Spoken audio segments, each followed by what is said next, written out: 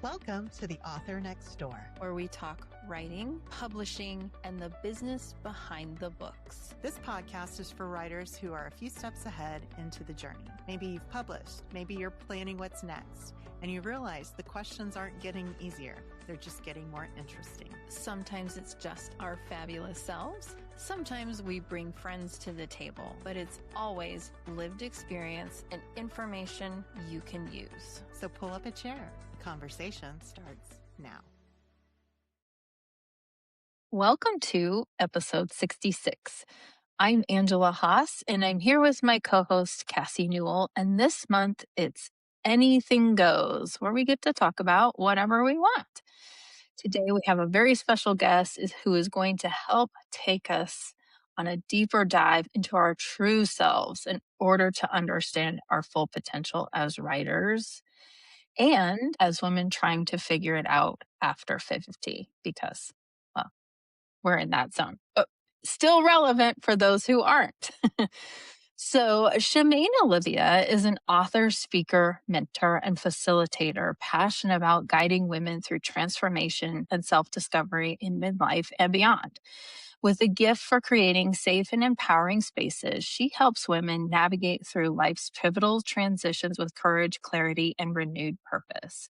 Her work is rooted in her own journey of healing and awakening, which inspires her to support others in reclaiming their voices, honoring their stories, and embracing their true selves. She understands how isolating change can feel, and she believes no woman should have to walk that path alone. Her genius zone is creating spaces where women can feel seen, supported, and empowered to rewrite their own stories. Shamayne finds joy in family time, traveling, live music and theater, Major League Baseball, and yoga. Simple practices that remind her to stay grounded in gratitude and wonder for each new chapter. Welcome, Shamayne. Thank y'all. Thank you so much. I even feel so much more zen reading that bio. It's like, oh, lay it on me. Okay. So for those of you who are just learning about your work, tell us a little bit about your journey and what led up to writing your book. Oh, that is such a good question because I never thought I would write a book. I never planned on it. I was not one of those who said, I want to be a writer. But my journey and my path, especially after 40, when I reached midlife and I began questioning things about my life, I realized how many things about my life were shaped by others. I realized in my early childhood, my parents were both emotionally immature, and I was the oldest daughter. So I took on a lot of responsibilities. We all know that. Yeah, me too. I'm the oldest child, daughter. It's all the same. We tend to take care of others just because we are the oldest.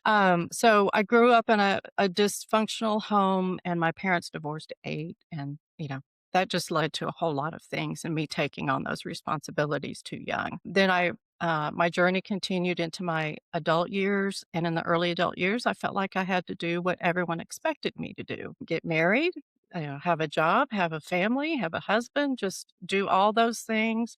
And I did all of that. I thought, okay, I'm doing exactly what I should be doing. But when I reached 40, I look back, I'm like, I don't feel like myself. I literally did not feel like myself. And I was like, who am I? So after that, I began just really diving in and looking at my past, looking at my history, and realizing that much of what I was not my plan or what I had wanted to do. And I didn't really even know what I wanted to do. So from there, I did do some therapy, and I did some support groups with other women just to hear their stories. I was divorced at 41. And after that, it just felt like my whole life unraveled. It was a scary time. I barely could keep my head above water because I lost my job at the same time. It Goodness. was right before my divorce was final. I got notice that I was being laid off with a bunch of other people. And for some reason during that time, I could not find another job. I worked temp jobs, but I could not find another place because of the economy, I guess. when I was 45, I was beginning to kind of pull up from everything, and I had felt like I, conquered those things that were holding me back, and I was getting better. Well, then my first husband, who I was still close to, we parented together. He was killed in an accident. So there I go again. It's like, when is this ever going to end? And I actually shouted out to the world. I was like, what more do I have to go through? I'm strong enough. I Right. don't want to do this Yeah. anymore. And, I heard the words. It was weird. I was in a room by myself. It was after his funeral, and I was just, reflecting on everything, and I heard the words, "You belong." And I thought, "Well, okay." And it didn't mean that he didn't belong. It just meant you're still here and you belong here. And so I started thinking, well, gosh, I need to find out my purpose. I need to figure out who I am. I need to figure out my path and stop living by other people's standards. And that's when that all came together, and I, just began journaling and writing and just getting things out of my head, so that they weren't I wasn't ruminating. I wasn't just continuing to hear things in my head, like, my mom used to say things to me like, "You're not good enough," or or my dad saying, the criticisms. It was always and they ran in my head. I'm like, "Okay, I need to write these things down and how I feel about it." So eventually, around 50, I was in a new relationship. I was, about to get married, and I also was, in a new career. Now, the thing about my first husband's death was that the day before he died, I did get a new job for a corporate company, and I ended up going from there. So it was like all these things just happened at one time, and I thought, "You know what? I have actually come out on the other side now, and I'm doing better. I'm doing well. I feel good about myself. How did I do this? What were the steps I took in between?" And that's when I had a dream. And the dream told me I was going for a walk with a coworker. And when we got outside, I wasn't wearing my shoes. And I looked, Hmm. I'm like, how do you forget your shoes when you're going for a walk? They're necessary unless you're going on the beach or something. And when I woke up, I went back to get my shoes in the dream, but I woke up at that time. And when I woke up, I heard the words, "You're going to teach women to find their shoes for their journey." And then that just kind of opened the door of creativity for me. And I began writing about the shoe. And in my mind, the shoe broke into these pieces that were the elements that I had taken on my journey to get to where I was. And the first begins with the sole of the shoe, which is the foundation. Well, that's my foundation. That's your foundation.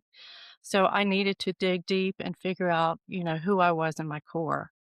And then it just kept going from there. The heel was my past, and I get stuck, and I was stuck in some of the things from my past, and I needed to learn to let go of those things and pick new ways of doing things. And it just kept going. The arch was for support.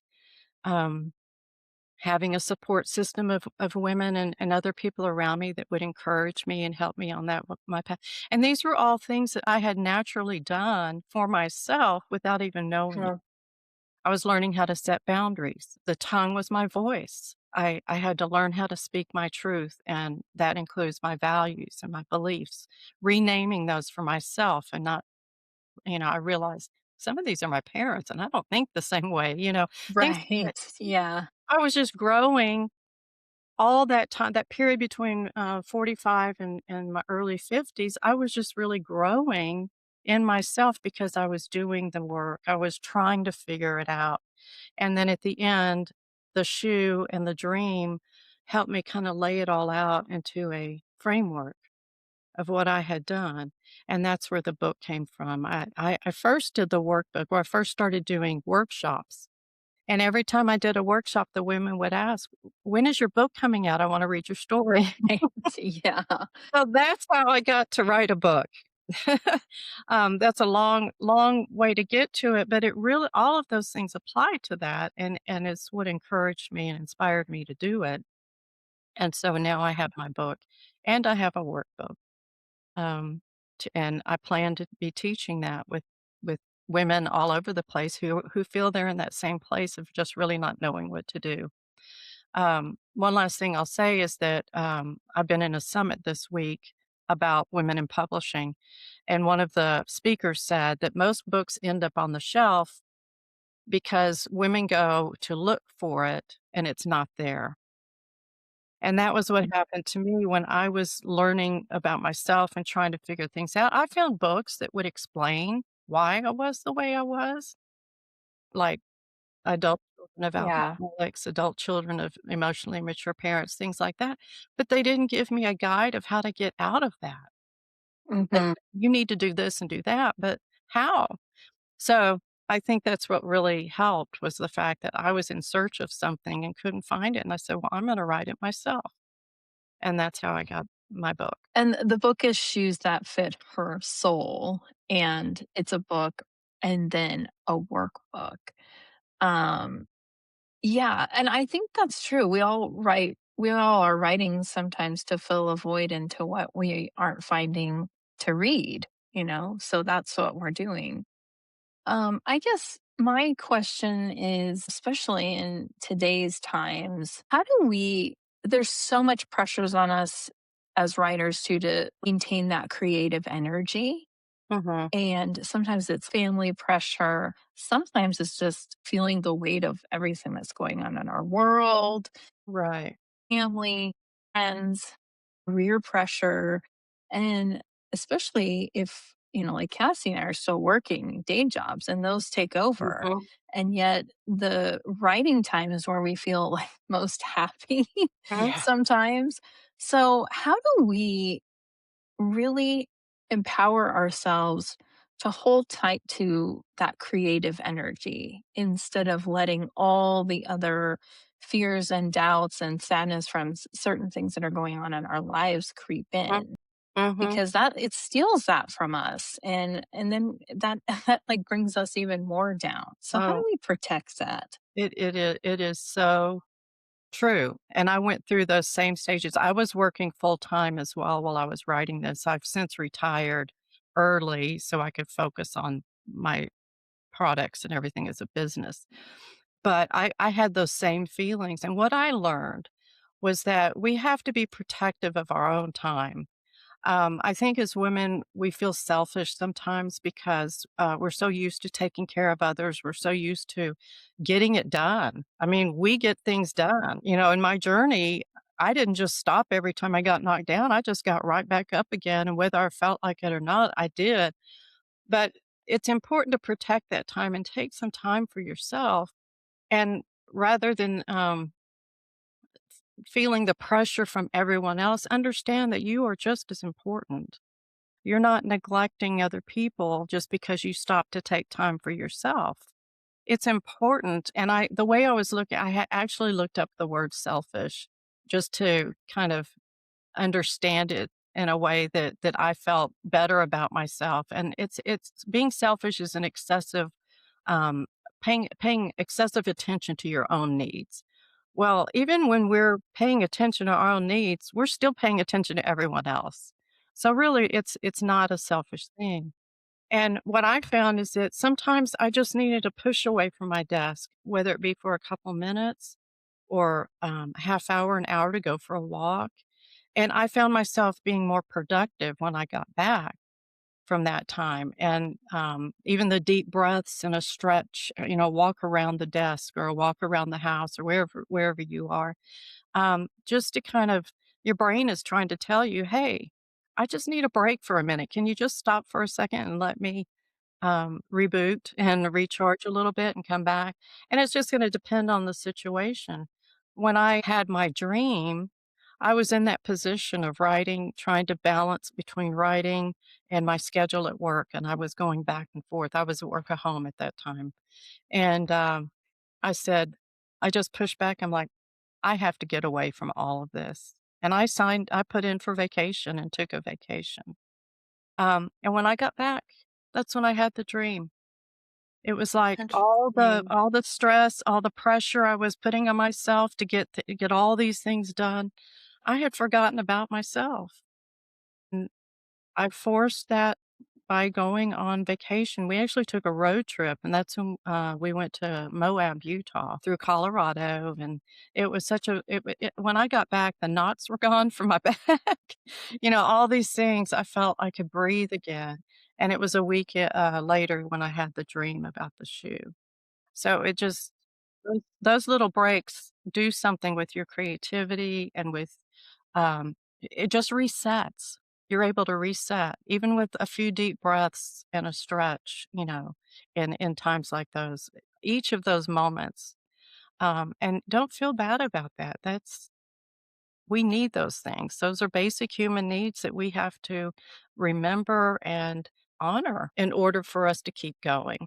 I'm 53 and I feel more in my creative zone since last year and now than I ever have, and I'm really leaning into it. But women who are at this stage, I often get the question, is it too late?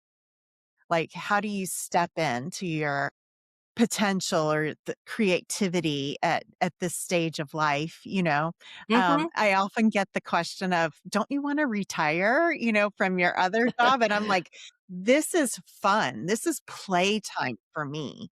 But what would you say to an individual who asks that, "Is it too late?" Mm. I say that all the time, it's not too late. In fact, gosh, this is when we step into power.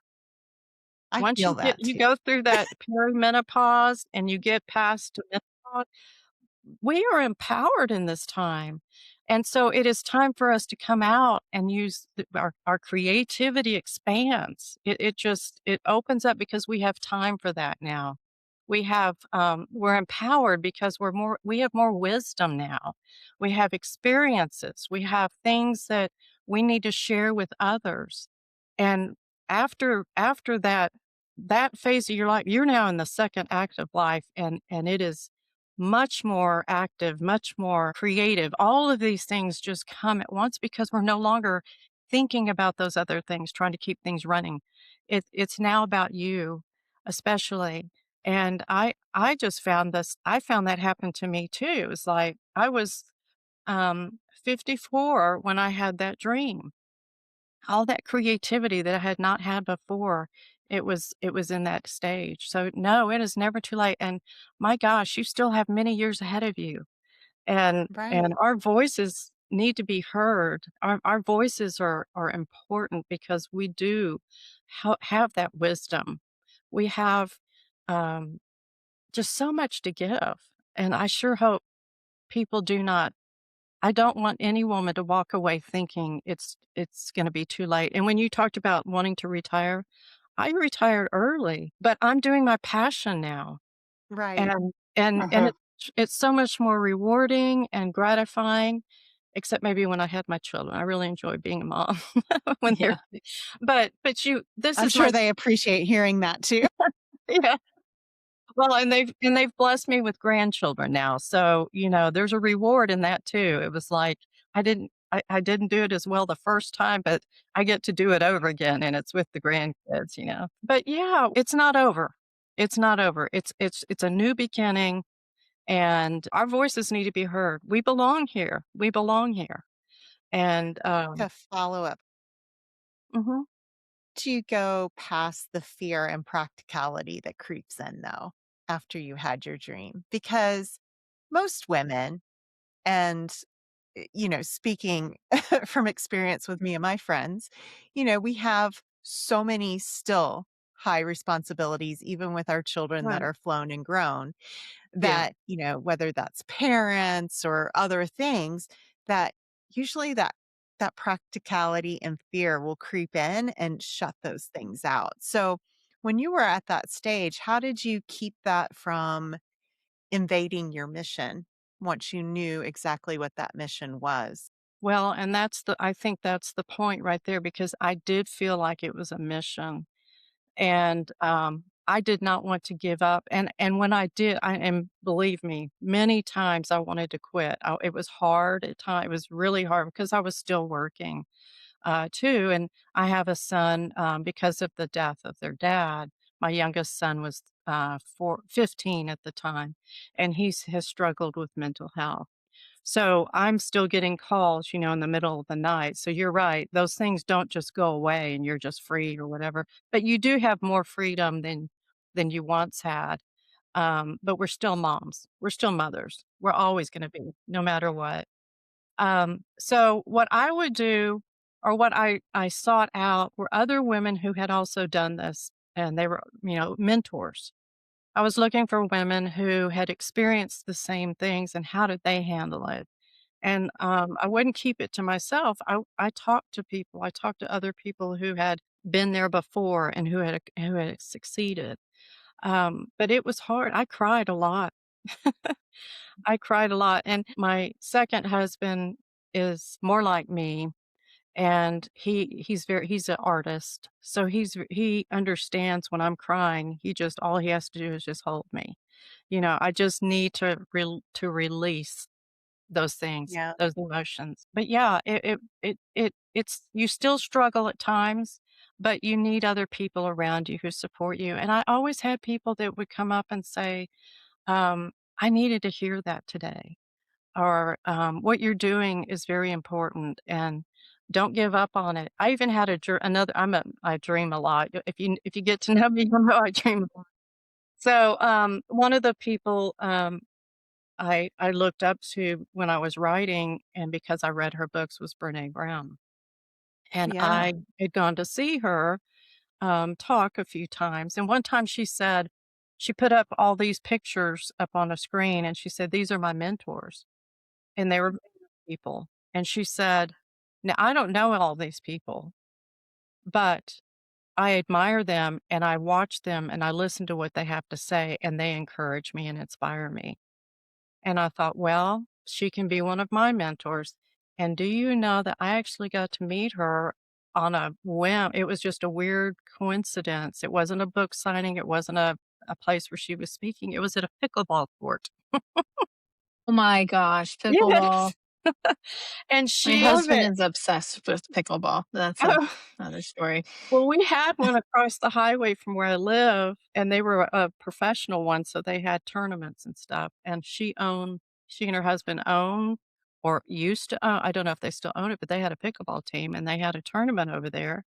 And I went over there to see, it was a full day of activities, and they had a band playing that night. We were going to see the band, but her team was still there. So I stopped to talk to her, and I Well, told her about it's what I was wonderful. doing.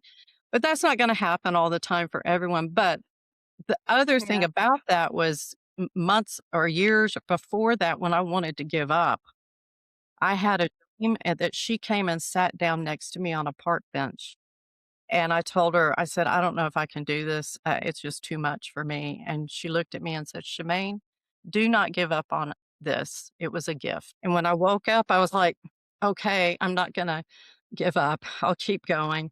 But I didn't know her then. That was just someone I looked up to, and in my mind, my brain was probably saying, "Don't give up. Keep trying. Keep pushing. You're gonna do it. You're gonna do it." And so it came to me in a dream in those same words as, "Don't give up. This is a gift. You need to do it." So I think it's gonna be different for everyone, but you've got to have people in your life that can encourage you. That's your support system. People that can encourage you and lift you up and just walk you through it. Even my own children walked me through a lot of this, telling me, "Slow down, mom," or "You're going to get this." Whatever their words were, they helped. Wow.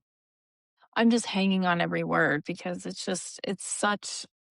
something we all experience, just feeling like, gosh, can I do this? Am I supposed to do this? I know Cassie and some of my other friends have had to talk me off my ledge where something just happens and I'm like, I can't do this. I don't know if I can keep working so hard and then feeling like you're still shouting in the void to get seen and Yeah, getting sales out. And even sometimes when you get stuck in a story and I ebb and flow from, this is the greatest thing I've ever written, and then a day later I'm like, this is terrible. this is the I'm not worst a thing I've writer. ever read. What Yeah, am I doing? we This is are our worst awful. critic. We are our We worst critic. are. Hmm. We Yeah. are. How do we stop being so critical? Especially, if we get a bad review and it's like, gosh, sometimes that happens to me and like all the good reviews go out the window. I have good reviews. But Yeah. the other day someone left a 2-star on my newest book, kind of brought down my rating, but no feedback. It just 2-star, no comments. No, And I'm no like, what a comment. jerk. But like, how do you then not just internalize that stuff? You know, you got to shake it off, but sometimes it gets hard to shake it Mm, all off. no. Yeah. Oh, yeah. I've been there. I know that feeling, and it is hard. And I don't know if I have the right answer for everyone or anyone, but it goes back again to that support system of people that I just have to talk through. When I would have those days, I'd pick up the phone and call one of my sisters who was always a good listener, and I just had to get it off my chest and out there so that I Yeah. could feel better again, feel better, knowing in my mind that this is one person. That is not how your supporters know what, you're doing. And they say, things like Right. that. It's just mainly for me, it was just getting it off my chest and not internalizing it and holding on to it. And for me, talking is therapy. I just talk it out um, and then just try to move on and also try to, replace that with something more positive. Look for the bright stuff. Go back and see, reread something or find an email that was positive for you and reread that, and just keep reminding yourself Look at your 5-star reviews, look at your Angela. 5-star Yeah. reviews. No, they're there. It's not that. It's just, you know, we're putting our intimate parts of ourselves out into the world. And I think that's where it kind of comes from. And then you're Very being vulnerable. judged like by Mm. strangers. I actually don't know why we signed up for this.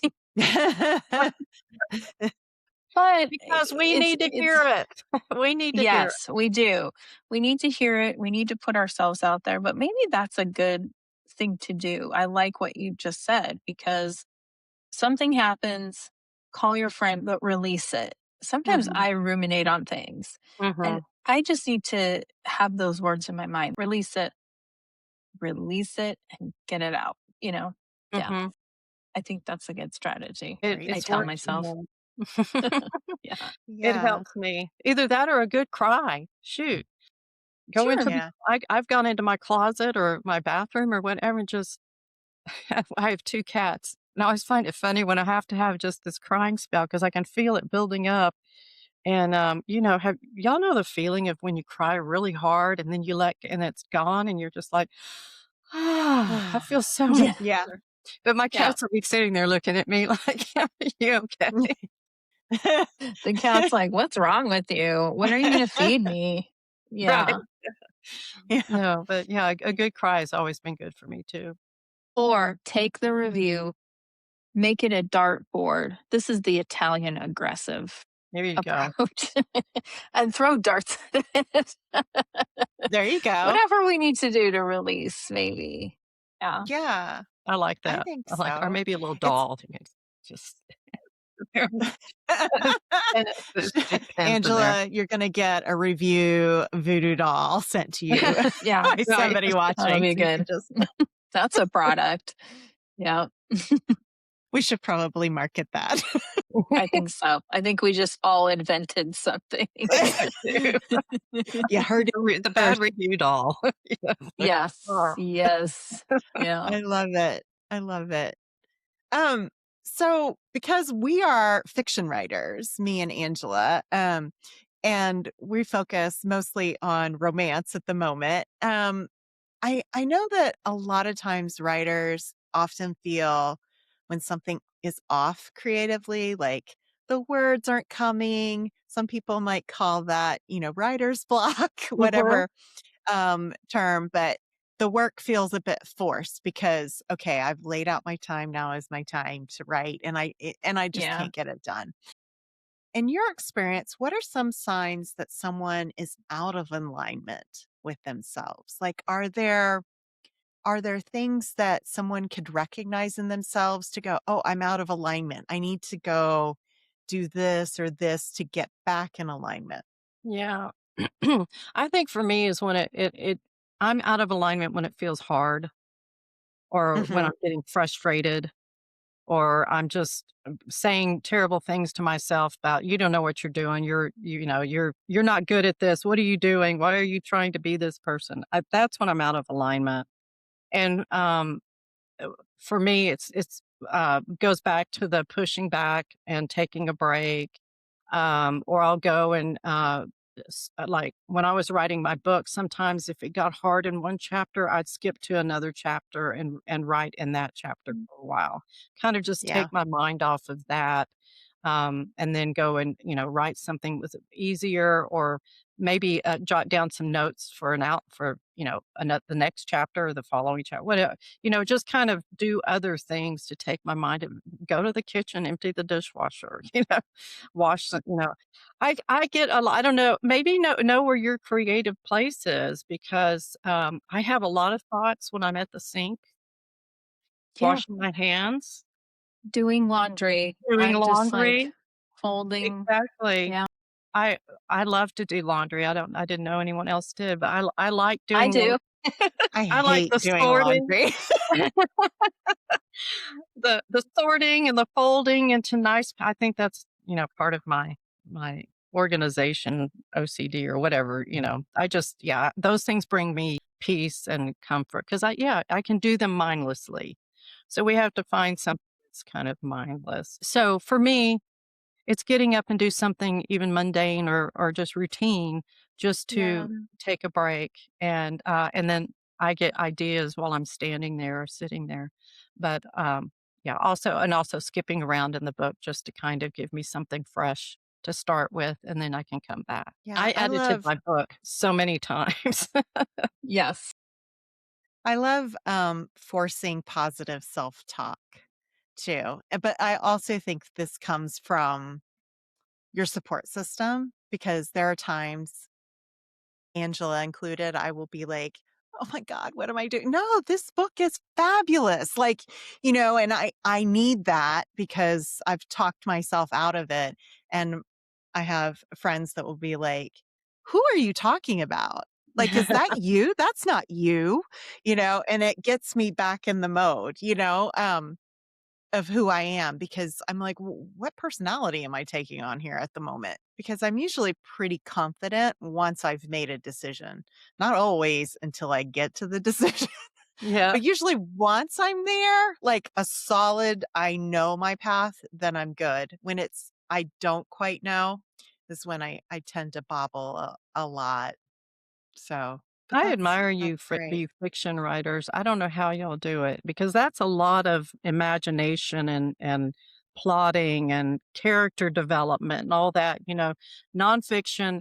The hard part about nonfiction is that you're retelling your story, but you want to get it right, and it becomes very emotional too. The Yeah. emotion writing about your life and the vulnerability. I'm putting my life out there for everyone to see, but, I love these and the way y'all can you write a series of books or several books. I mean, I just think I I I bow to you. I think it's wonderful that you all Thank can you. do that. It's just amazing. So, I you're yeah, just keep going and keep doing it 'cause, I know that I have to get some of your books too. Well, we'd be happy to We can fill your help shelf. you. Did you did you see us be like, "Yes, Yeah. we're your drug dealer. Yes, we can help you. I've got something for you." So, you've got a workbook, Yes. right? Is there Mhm. a sample just so that we can, help people understand, what they can expect with this workbook? Is there a fun, exercise that's easy that you could, walk us through or something that a question you asked that we could, just pretend we're in the workbook and Yeah, I'll give you where is one it real taking us? I'll give you a quick, the workbook goes along with the shoe steps, and each step we dive deeper. And at the end of each chapter, there are journaling pages so that you can Okay. write and discuss. But for instance, in the soul, as we're getting to know ourselves, I added a page in there that has on one column your values and on the other column your core beliefs. And I list them for you so you can just check off a box of what you feel like resonates with you. When I was doing it myself before I knew anything, I actually Googled the word values because I come up with enough for myself that weren't already established for me. And so there's that of having that exercise of just and I would say on top of writing down your own values and your own beliefs, write down your likes and dislikes. What are the things that you like? What are the foods you like? What are the places you like to go to? What makes you feel like you? What makes you feel the most like you? Right? What are those things? And then the dislikes, be honest about that. What are things you don't like? Because as you get to understand those things about yourself, then you are more likely to be honest with other people. Because if you attach those things to yourself, then it won't be hard. Because I know one thing I had a problem with, and I know a lot of women do, is people pleasing. Yeah. And we want to please other people and give them the answer that you think they want to hear. And, but if you do that exercise and really get to, reflect on those things and really understand, well, that becomes a part of you. And then when you're talking to other people and topics and opinions and things are being tossed around, you'll have your own opinion, your own, you'll have your own voice to speak and feel confident because you're talking about yourself. Yeah, and I think that can help you in so many ways as an author, especially with figuring out your brand, who you are, Right. and what you like. That's going to translate to the way you're going to communicate with your readers and even down to like the colors of your Right. business card or the Mhm. colors you're drawn to that you put on your website. And sometimes we don't always, I think, as back to being women, we don't always take those timeouts to be like, I focus on what my son likes, what my husband likes. I got to make this dinner. I got to go shopping here. And it's like, well, what do you like? What Mhm. do Yeah. I like? I know. Mhm. I do this exercise with in my presentation about trying to figure out your branding is if you are a bookstore, if everything that's you was a brick and mortar bookstore, what would it look like? Is there a cute pink velvet chair in the corner or is it a worn in leather chair? What does it smell like? What are the colors? What is the mood? Is there music? Is there lighting? What can you describe that? That's you, everything you are. And I think sometimes it's harder for us to be like, "Oh, yeah, I never You slowed never down to thought think about about it. those You never things." thought about it because we were always thinking, and that's the great thing about being in this stage of life is that we are beginning to explore who we are and get to know, and it just makes our lives so much more fulfilling because now we're really being ourselves and we're contributing. I mean, if you're contributing other people's opinions and things they like, that's not contributing from yourself. You're just letting people know what other people like. And I just feel like for me, and one reason I like the title of my book, Shoes That Fit Her Soul, is I like shoes, but you'll never find me in a pair of pumps. I don't like pumps for me. Now I see women elegantly walking down the, hall or the corridor or the street or wherever we are, downtown or whatever, in beautiful shoes that are pumps and they look so elegant and so beautiful. And I look at them and think, oh, I wish I could do that. But they're just not comfortable for me and you'll never see that. So I find the shoes that fit me and my personality. And I feel like shoes also can tell you a lot about people, what their occupation might be or where they might be headed. Are they going to a sports event or are they going to a concert or a ballet or something? It's just, I don't know. That's why I like the shoe so much is because it does kind of share about people. So make sure you're wearing shoes that fit your soul. Yeah, and I think that helps for us if we're feeling a bout of compare-itis or perfectionitis because I think what's hard being an indie author is we think we should be doing what everyone else is doing in order to be successful. Mhm. And so this workbook, you could use it as such a self-discovery, is to really take that time out, journal, really dive deeper into you so that you know how to market you and that you don't have to be other people to find success. And I'm Right. telling myself this as like, I see other people's successes and I'm like, well, when's that going to happen to me? Or what am I doing wrong? Don't we always go there like, what am I doing wrong that this isn't happening for me?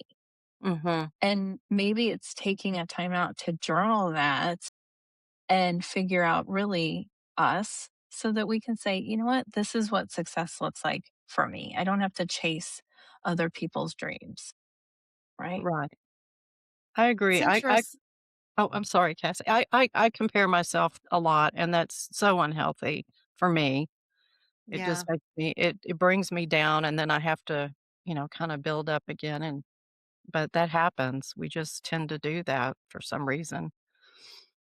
But I also think too, as you're evolving and growing, you have to try different things. And Mhm. sometimes seeing other people emulate that can be inspiring. So, Yeah. um, I I do think for myself personally, I started out in 2016 writing young adult fantasy. And while I love it, it taught me a great deal. I also had young daughters at the time that I was writing strong female characters for. But as they've grown and flown, that wasn't me anymore. And so it was like, as Angela said, breaking down those barriers. Well, what is me? And, you kind of go through those, well, I like the Clifton Strengths because I felt like that was voodoo magic of showing me myself. And it was like, okay, well, just sit down with yourself. Well, I'm a Southern woman who loves Southern things, so I write small town Southern romance. Mhm. So that just fit me. I am a drafter who loves skinny drafting. And I was like, let me try writing short romances. I know there's a thing called Insta Love, which is not quite my brand. And they're usually much shorter and a little bit more erotic. But I was like, let me try my own lane, and it fits for me. We'll see long term if it's quote profitable or successful or whatever the hell that means. But I think it takes time and a lot of iterations. I've written poetry books, I've written nonfiction as well. I think you just have to try a lot of different things because your voice evolves too. And then towards the end, I feel like I've hit it. I've nailed who I am and how my stories resonate with who I am. So I think that just takes time. And I know new writers never want to hear that. No. You really No. don't, because 'Cause you're like, "No, I want it today. I don't want it chapter 25 in 15 years." So, I'm just curious, what would you say to someone who's at the beginning of coming into their own and finding out who they are, Shamayne, I versus yeah. versus or I was Well, gonna say yeah. versus Letter, getting there, yeah, trying letter to to get our, there faster. I was going to ask the same kind of thing. Like, what's a letter to your younger self? Or like, what, if you're Yeah. speaking to someone who's not in this stage of life, who's just starting? I Yeah. for me, as an older woman, knowing, I think when we're younger, and we think life will never end. We think it's going to go on. But then there's points in your life where you think, oh my gosh, life is so short. I don't have enough time. I need to get it done. When I got my idea, I felt like it was so urgent to hurry up and get it out right then because everyone needed to hear this. But it evolved with time. I evolved just like you're saying. I evolved with my voice. I can look back at my old writing and think, "Oh gosh, you were just starting out." Yeah. Your voice has evolved. And I never understood that voice either. I'm like, "What do they mean find your voice?" It doesn't make sense to me. And but the more I practiced and was writing, I eventually found my voice. I can't tell you what that is except that it sounds like the way I talk more than me trying to be all grammatically correct or, you know, getting that right.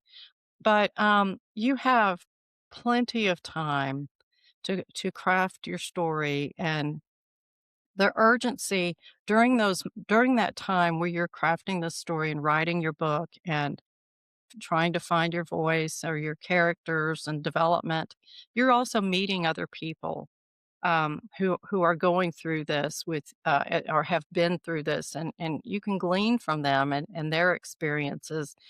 Um, but for starting out, just wherever you are in your life, take your time and enjoy the experience, embrace the experience, and your book will come out when it is necessary, when it's needed, when it's ready, when it's finished. And it took me 10 years. That was because I just was learning as I went.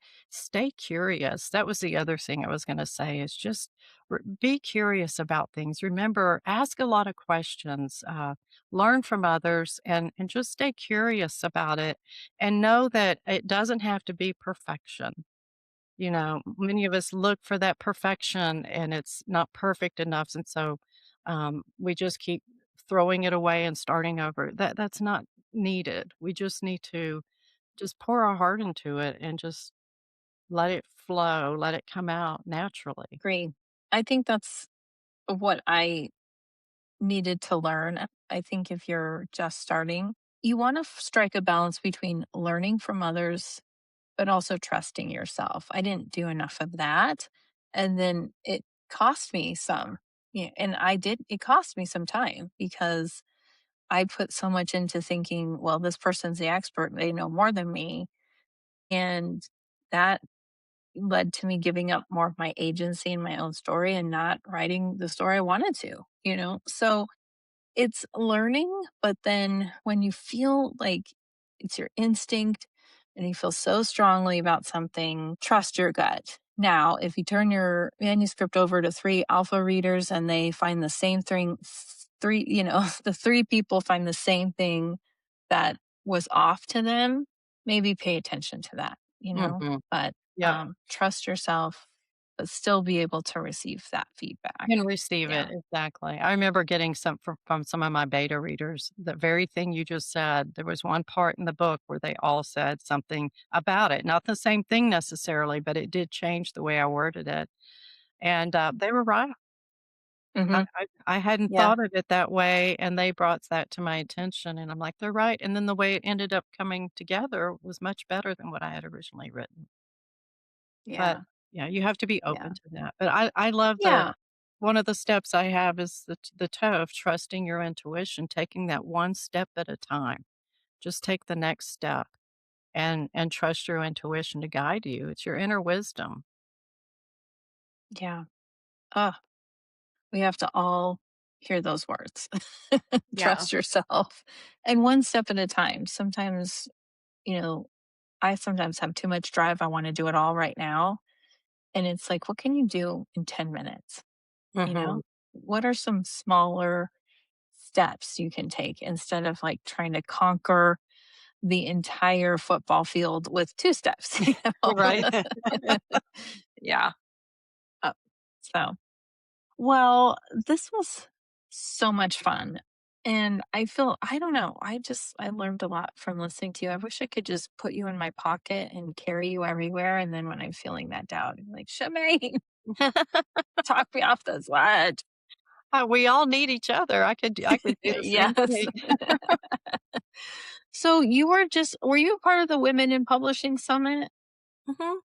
Were you there? with our friend? No, but our dear friend and past guest Paula Judith Johnson was also a part of that summit. Yeah. And she is so great. So that was so great. So can they still can people who may have missed out on that, is there a recap or something that you can buy later? Or I is it don't just know kind if of the wait for next year? Yeah, I well, you can join their group, Women in Publishing, I think they Okay. Facebook group and things like that. They are having an in-person summit, which I'll be going to at the end of March, and I think there's still some, uh, space available Okay. for that. Oh. But Great. I would recommend to anyone thinking about or anyone in the middle of writing to become a part of Women in Publishing. I found them fortunately at the beginning of when I was ready. I had my manuscript ready and I didn't know what to do with it. And I saw it popped up and I signed up. And I've been going for 4 years now. And each year I'm at a different stage in my writing path.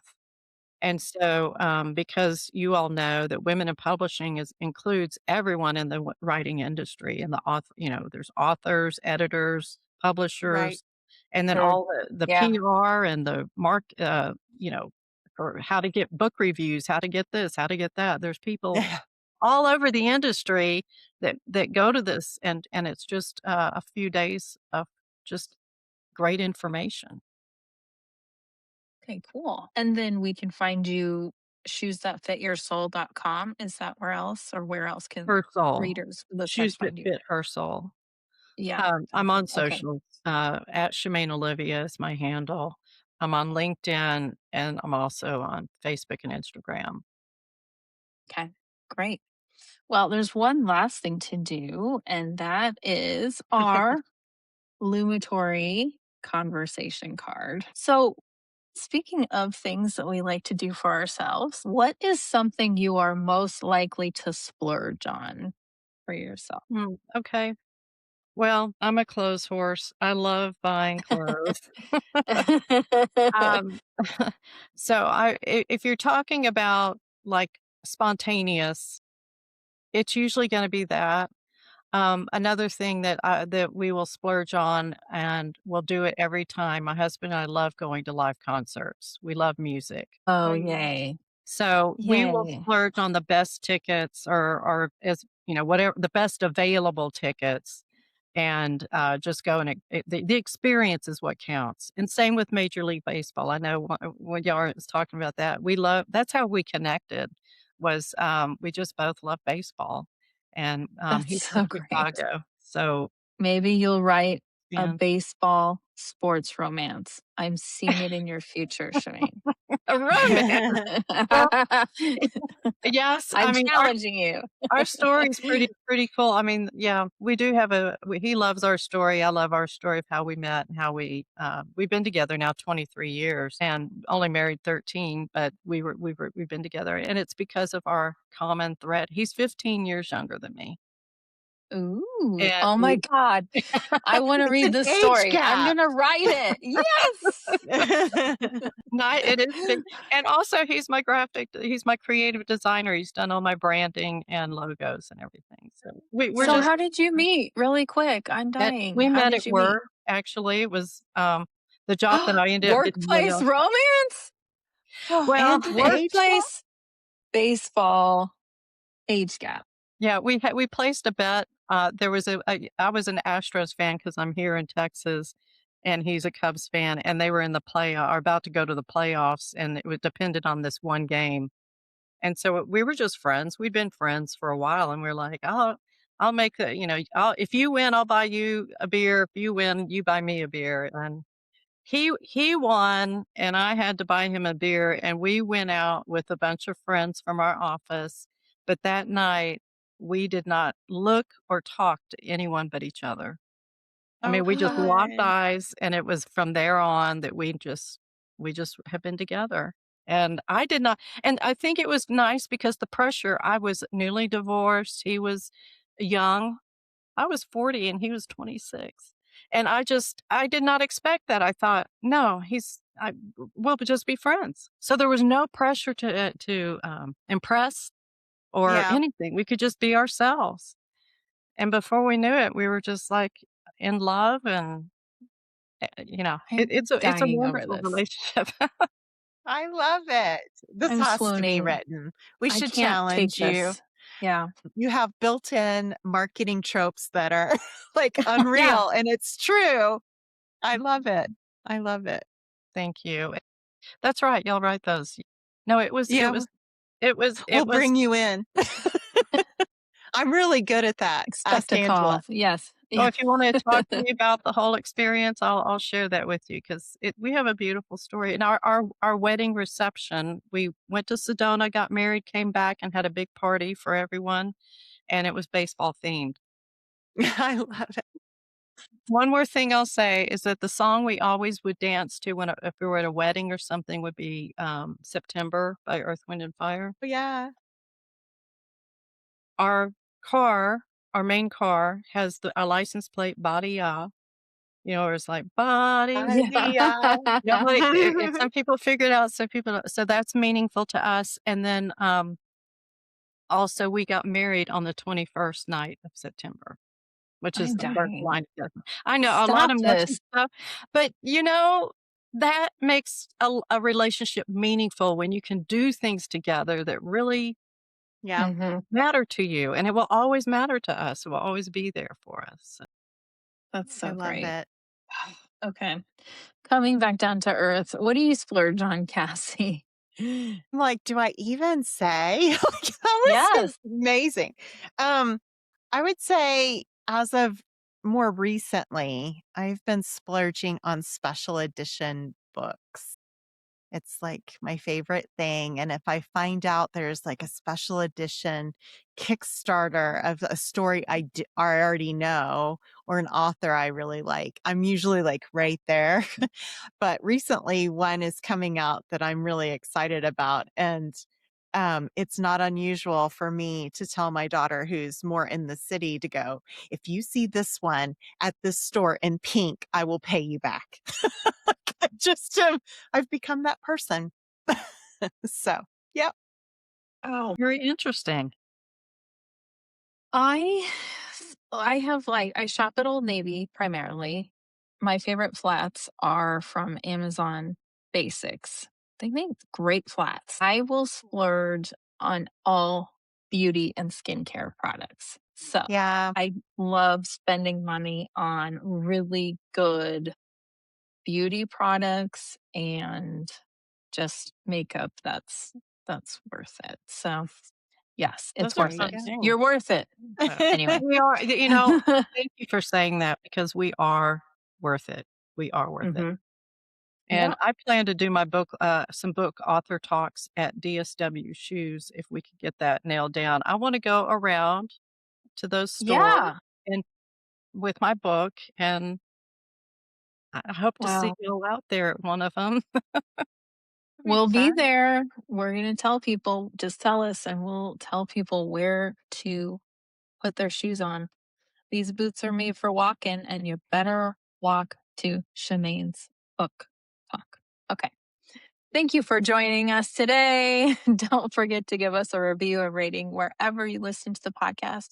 It really helps us with visibility. And if you're interested in catching the exclusive, The Author Next Door After Dark this month, we're talking about emotional wounds and how this gives depth to romance. Until next time, keep writing, keep doing, and we'll see ya.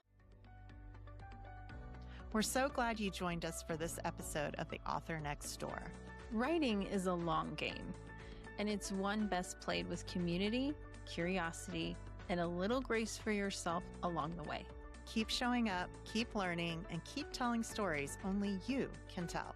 We'll see you next week, right here next door.